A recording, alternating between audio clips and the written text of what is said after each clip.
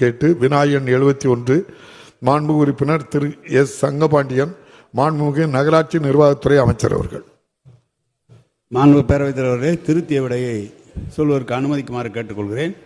ராஜபாளையம் நகர பகுதியில் புதிதாக திருமண மண்டபம் அமைக்கின்ற இடமில்லாத காரணத்தால் அது இப்போது சாத்தியமாக இல்லை. மாண்புமிகு உறுப்பினர் தங்கபாண்டியன்.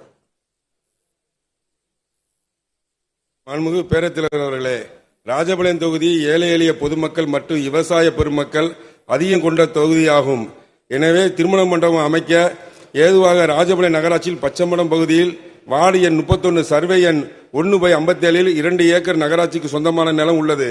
மேலும் இந்த திருமண மண்டபம் அமைக்க ஏதுவாக நம்ம ராஜபாளையம் சட்டமன்ற தொகுதி நிதி மேம்பாட்டு நிதியில் இருந்து 1 கோடி ரூபாய் வழங்க தயாராக உள்ளேன். மேலும் கூடுதலாக வரும் நிதியை ராஜபாளையம் நகராட்சி சார்பில் கொடுத்து மிகப்பெரிய அளவிலான குளிர்சார வசதியுடன் கூடிய திருமண மண்டபம் அமைக்க அமைச்சர் முன் வருவாரா என்பதை பேரவைத் தலைவராக அறிய விரும்புகின்றேன். மாண்புமிகு அமைச்சர் அவர்கள். மாண்பு பேரவைத் தலைவர்களே, மாண்பு உறுப்பினர் இடமும் இருக்கிறது, 1 கோடி ரூபாய் நிதியும் தருகிறேன் என்று சொல்லியிருக்கிறார். அப்படி அவர் தருகிற பட்சத்தில் இதை பற்றி ஆராயப்படும். மாண்புமிகு உறுப்பினர் தங்கபாண்டியன். மாண்புமிகு பேரவைத் தலைவரே, மாண்புமிகு நகராட்சியுடைய நிர்வாகத்துறை அமைச்சர் அவர்களுக்கு நன்றியை தெரிவித்துக் கொண்டு, ராஜபாளையம் பழைய பேருந்து நிலையம் தற்போது புதுப்பிக்கப்பட்டு திறப்புலாவுக்கு காண தயாராக நிலையில் உள்ளது.